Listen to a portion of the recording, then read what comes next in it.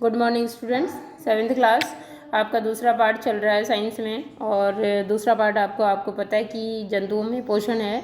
जंतुओं में पोषण में बच्चों हमने ये पढ़ लिया था कि पोषण के कितने प्रकार होते हैं, और मनुष्य में पोषण और पाचन तंत्र भी पूरा पढ़ लिया हमने, उसके एक एक भाग की स्टडी कर ली। अब हम लोग घास खाने वाले जंतुओं में पाचन कैसे होता है वो पढ़ेंगे आज।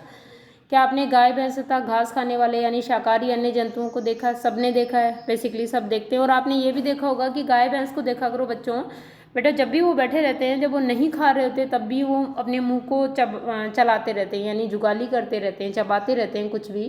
वे उस समय भी लगातार जुगाली करते रहते हैं जब वे खाना नहीं खा रहे होते हैं, ठीक है ना। जुगाली करना अपने जाड़ों से कुछ पीसना या चबाना, मुंह में कुछ घुमाना होता है। वास्तव में वे पहले घास को जल्दी जल्दी निगलकर अमाशय के एक भाग में भंडारित कर लेते हैं। इसका मतलब क्या हुआ कि पहले जब वो चर रहे होते हैं, घास खा रहे होते हैं, तब वो घास को जल्दी जल्दी से आधा चबाया हुआ ही निगल लेते हैं, और उनके अमाशय में एक विशिष्ट भाग होता है जिसको रुमेन कहते हैं। उस रुमेन में वो इकट्ठा कर लेते हैं। इसको रुमेन में इकट्ठा हो जाता है घास, और ये भाग क्या कहलाता है? अमाशय का एक भाग है, रुमेन कहलाता है ना। प्रथम अमाशय भी कहते हैं इसको, फर्स्ट स्टोमक कहलाता है रूमिनेंट। और ऐसे पशु जिनमें रुमेन पाया जाता है, जिनके आहार नल में, उसको रूमिनेंट्स कहते हैं। तो गाय भैंस या शाकाहारी घास खाने वाले सब जंतु क्या हो गए? रूमिनेंट्स हो गए। तो रूमिनेंट्स में अमाशय 4 भागों में बटा होता है। चित्र 2.9 में आप देख लोगे नीचे। रुमेन में भोजन का आंशिक पाचन होता है। आंशिक पाचन का मतलब होता है पूरा नहीं पचा पाते, वो आधा ही पचा पाते हैं, ठीक है, कुछ हिस्सा पचा पाते हैं, जिसे जुगाल या कड कहते हैं। क्या कहते हैं? कड या जुगाल, ठीक है। परंतु बाद में जंतु इसको छोटे छोटे पिंडकों के रूप में पुनः मुख में लाता है, यानी एक बार घास निगल लेते हैं, फिर उसके बाद में ये उनके रुमेन या प्रथम अमाशय में जाकर के कड में बदल जाता है, आधा बचा हुआ रहता है, और उसके बाद धीरे धीरे छोटे छोटे टुकड़ों के रूप में उनके मुंह में वापस आता है, और उसी को ये पचाते हैं, इसीलिए जुगाली करते हैं।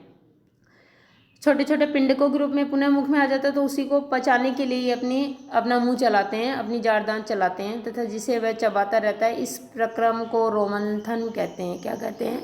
रोमंथन कहते हैं। ये देखिए आप, एक जो जुगाली करने वाला पशु है, गाय या भैंस, उसका मैं आपको ये आहार नाल बता रही हूँ। ये देखो,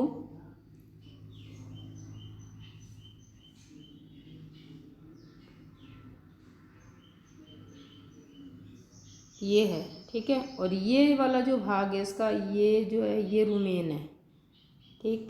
और ये स्मॉल इंटेस्टाइन है, ठीक है। ये देखो, ये शुद्रांत है, ये रुमेन है, और ये ग्रसिका है।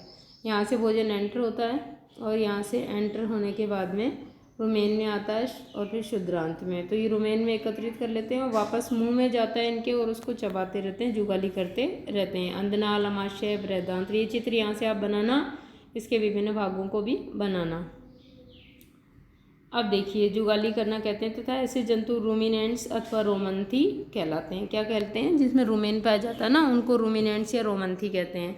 घास में सेलुलोज की प्रचुरता होती है। सेलुलोज होता है प्रचुर मात्रा में, जो एक प्रकार का कार्बोहाइड्रेट है। क्या है? कार्बोहाइड्रेट है। किसी रूमिनेंट अथवा रोमंथी पशु जैसे हिरन आदि के रुमेन में सेलुलोज का पाचन करने वाले जीवाणु पाए जाते हैं। कौन करता है सेलुलोज का पाचन? इनके रुमेन भाग में कुछ बैक्टीरिया पाए जाते हैं जो घास को पचाने में हेल्प करते हैं।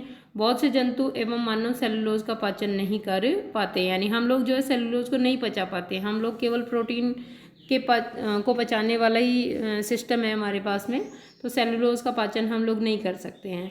जानवरों जैसे घोड़ा, खरगोश आदि में शुद्रांत एवं बृहदांत्र के बीच एक थैलीनुमा बड़ी संरचना होती है, जिसे अंधनाल कहते हैं। क्या कहते हैं? अंधनाल। भोजन के सेलुलोज का पाचन यहाँ पर कुछ जीवाणु द्वारा किया जाता है, यानी घोड़े वगैरह में अंधनाल के द्वारा हो जाता है, जो कि कहाँ पाई जाती है? छोटी आंत और बड़ी आंत के बीच में, जो मनुष्य के आहार नाल में अनुपस्थित होती है। हमारे आहार नाल में ये अंधनाल नहीं होती है, ठीक है। अब तक आपने उन जंतुओं के विषय में पढ़ा जिनमें पाचन तंत्र पाया जाता है, परंतु ऐसे बहुत से सूक्ष्म प्राणी हैं जिनमें न तो मुख होता और न ही पाचन तंत्र। फिर वे किस प्रकार भोजन का अंतर्ग्रहण करते हैं तथा उनका पाचन करते हैं, खंड 2.4 में आप भोजन ग्रहण करने की अन्य रोचक विधियों का अध्ययन करेंगे। यानी सूक्ष्म जीव ऐसे भी हैं, सूक्ष्म जीव ऐसे भी हैं जिनके अंदर ना तो मुख है भोजन ग्रहण करने के लिए, और ना ही पचाने के लिए पाचन सिस्टम है। तो फिर वो किस तरह से अपना भोजन ग्रहण करते हैं और पचाते हैं, ये हम लोग कल के वीडियो में देखेंगे। आज आपको रूमिनेंट्स किसको कहते हैं, ठीक है। और उनका ये आहार नाल, ये डायग्राम बनाना है आपको रूमिनेंट्स के पाचन तंत्र का। उसमें रूमिनेंट्स किसे कहते हैं, जुगाली क्या होती है, रुमेन क्या है, ये सारी चीज़ें आपको कॉपी में लिखनी है, पूरा ही लिखना है ये, ठीक है। Okay students.